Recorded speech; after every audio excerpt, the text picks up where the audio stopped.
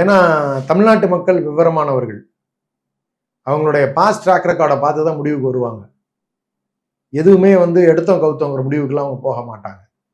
அதனால இன்னும் 3 மாசம் இருக்கு.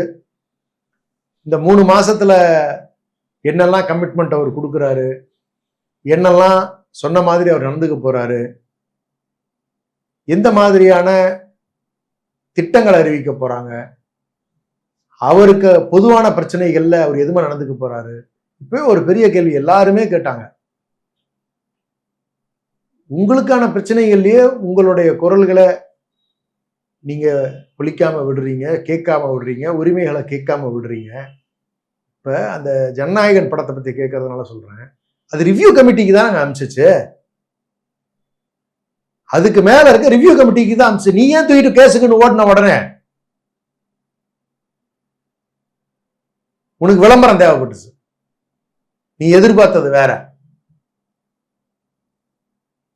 நீ ரிவ்யூ கமிட்டியில கொண்டு போய் திரும்ப பிரசன்ட் பண்ணி, சார் எதை நான் கட் பண்ணோம், எது ஆட்சேபனைக்குரியது, அதை நான் நீக்கிக்கிறேன் சார், எனக்கு படத்தை ரிலீஸ் பண்ண விடுங்க சார்னு கேட்டு வாங்கிட்டு வந்துருக்கணும்ல.